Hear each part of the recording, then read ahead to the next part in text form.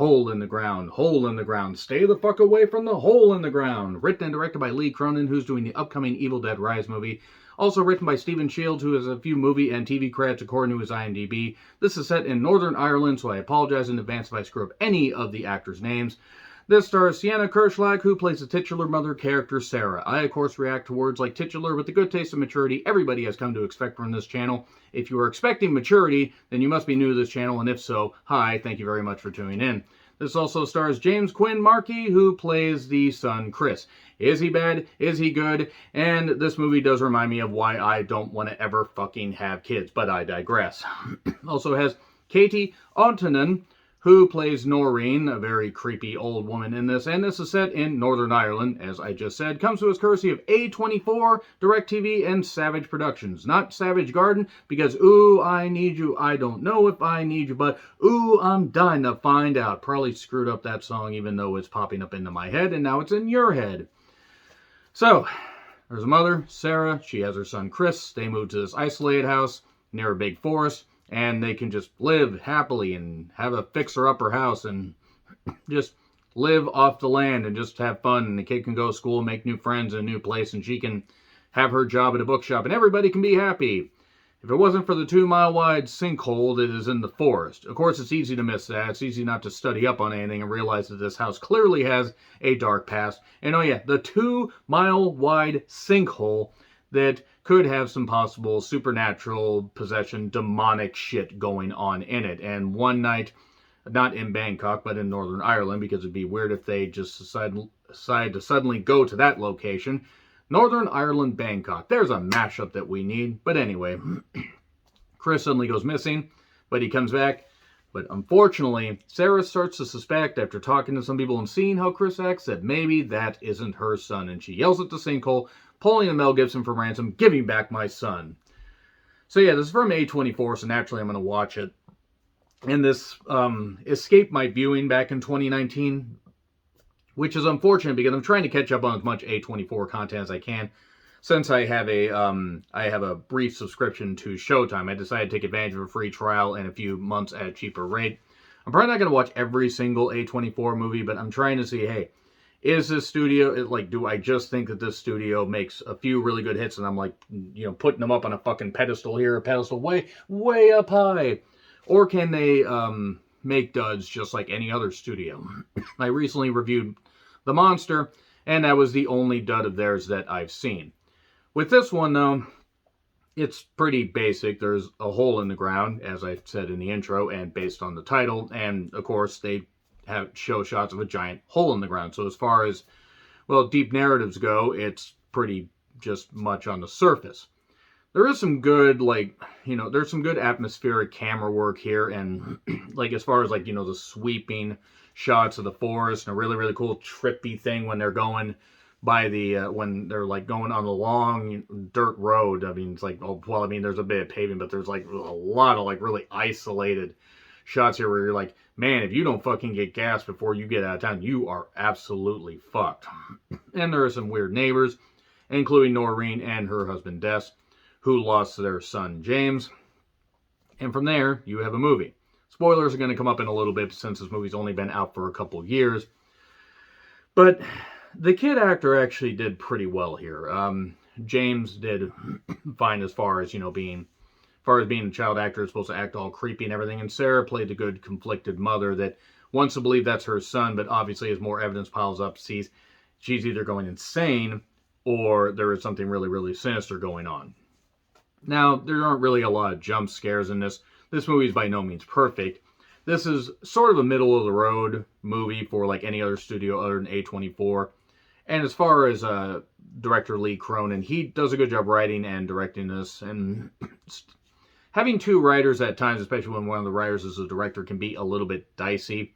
But to keep the story basic, and they do, the one issue I do have, though, is the nighttime scenes are almost a little bit too dark. And I mean, I know that's supposed to be for atmosphere and for scares, but when you can't even see what the fuck's going on, you're like, wow, okay, were they really shooting night for night here? There was something a little bit odd. Also, the flashlights are absolute goddamn dog shit in this movie. And there was one point where I thought we were going to get an Irish Slender Man, but alas, we did not get that. There's no 8 pages of an Irish book, and there's no Slender Man to just bust out and everything and scare Joey King and do something really stupid. And man, that movie sucked. This is about the hole in the ground. Eventually, it comes to pass that there's a lot of really weird shit going on. And Sarah must figure out how to basically solve this mystery, rewrite history, North Ireland DuckTales, woohoo. So the movie's certainly not bad. Spoilers are going to come up here in a little bit. I've certainly seen worse. It's not the best A24 movie I've seen, but it has some good atmosphere and some decent acting and everything, and actually has, it doesn't have necessarily jump scares, even though they try the jump scare noise.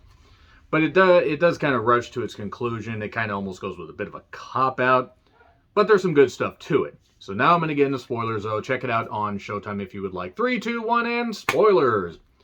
Okay, so it turns out that Sarah had a car accident where it ended up with a scar, and she's got a scar across her head like that. And, so she may be having some hallucinations. Maybe this is after effects of a concussion, stuff like that. That's explored a little bit.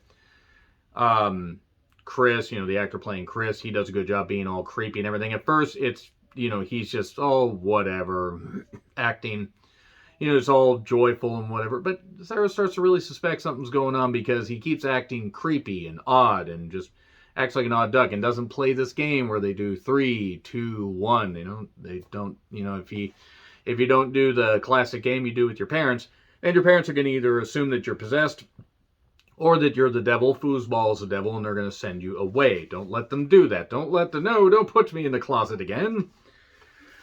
So there's also Noreen, the crazy old lady that lost her son and basically said, that's not your son, that's not your son, that's not my son. And her husband didn't want to hear it, and Noreen ends up being found pecked away by, she ends up being found dead, pecked away by crows, and buried slightly as well. Maybe it turns out that Chris had something to do with it. Chris did have something to do with it, actually. He did have something to do with it. He's some kind of possessed monster with the human skin on him.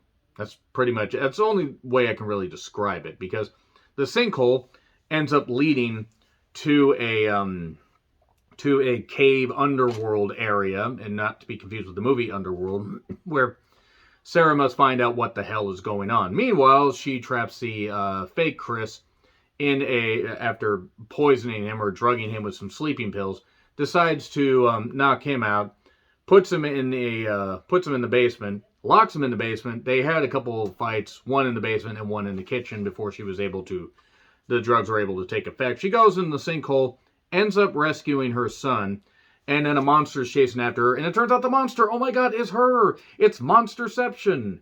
And then she breaks the monster's arm off camera, and then finds out that, fake Chris is still in the basement, can't open the door, can't figure out a locked door, can toss her around like crazy with the strength of 10 people, can't unlock a door. Bit of a logic loophole there.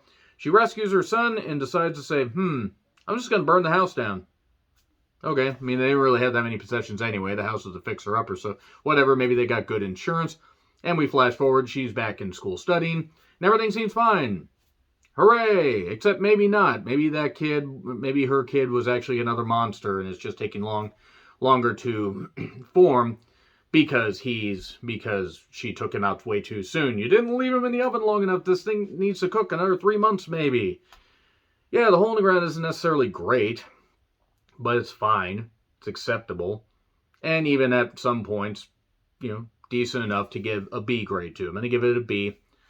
Way worse ways to, utilize your time. So anyway, let me know your thoughts in the comments. Like, share, subscribe, Twitter handle in the description. I'm John Ritlin. I'll see you soon.